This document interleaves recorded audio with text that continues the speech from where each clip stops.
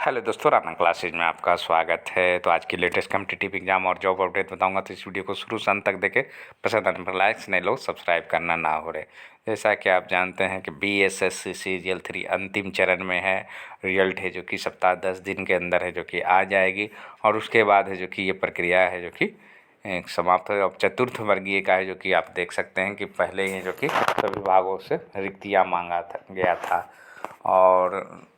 और उम्मीद थी कि आपको ये जो है आपको जनवरी में जो कि ऑनलाइन आवेदन है जो कि शुरू हो सकती है।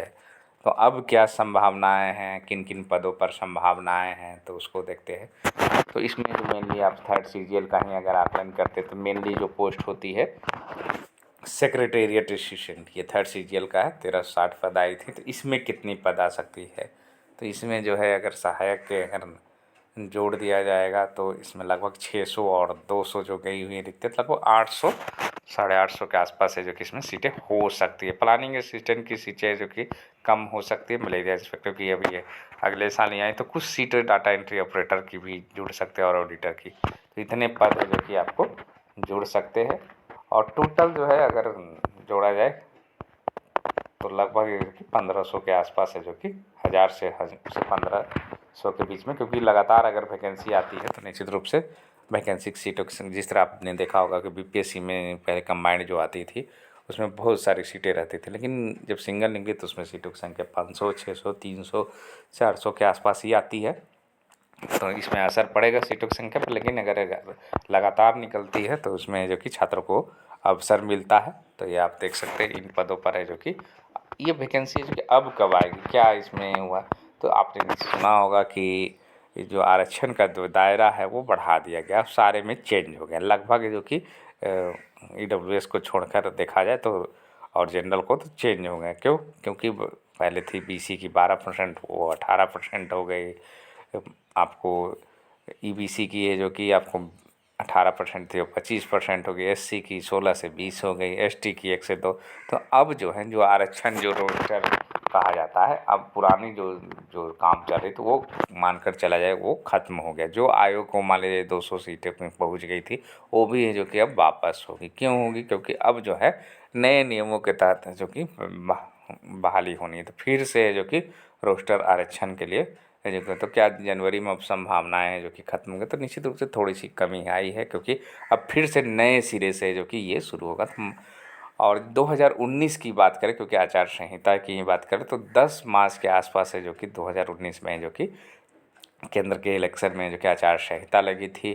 तो मान कर चला जाए कि अगर निकलनी होगी तो फरवरी में जो कि आपकी संभावनाएं प्रबल है कि आपको, क्योंकि अब फिर से नए सिरे से जो कि रोस्टर वाइज है जो कि आरक्षण है जो कि शुरू होगा, क्योंकि नए सिरे से करना है। और जो गई भी है चाहे किसी भी पोस्ट की, वो बैक हो जाएगी, क्योंकि उसमें सीटों का निर्धारण कर नया रोस्टर पॉइंट। और जब भी ऐसा होता जैसे EWS आया था, तो वहाँ भी क्या किया गया था, जब वैकेंसी गई तो फिर से उसमें समय लगा था। अगर सब चीज़ ठीक रहा तो आपको इलेक्शन आचार संहिता के पहले जो कि आपको वैकेंसी जो कि निकल सकती है आपको, और फरवरी में, और नहीं तो फिर इलेक्शन के बाद है जो कि ये बहाली निकलेगी।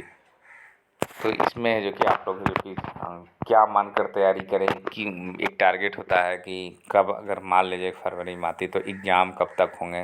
तो निश्चित रूप से क्योंकि इलेक्शन का समय है, तो मई में इलेक्शन, तो जून जुलाई में है जो कि आपके अगर फॉर्म भरने का डेट भी आ जाता है तो जून जुलाई में है जो कि 2024 में आपकी परीक्षा हो, उसको मानकर है जो कि जो नए लोग इंतज़ार कर रहे हैं वो तैयारी करें।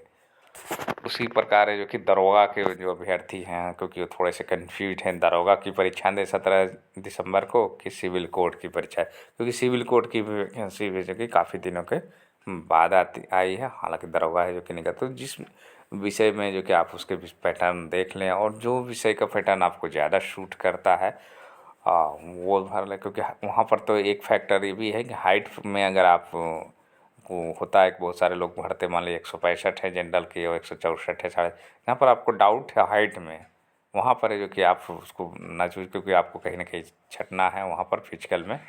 लेकिन जहाँ पर है कि आपकी तैयारी अच्छी है, वहाँ पर है जो कि आप दरोगा को भर, क्योंकि और सिविल कोर्ट क्योंकि उसके तुलना में अगर कहें तो उसकी ग्रेड पे भी काफ़ी कम है। तो ये आप है जो कि अपनी तैयारी के अनुसार है जो कि चूज कर सकते हैं। बाद आते हैं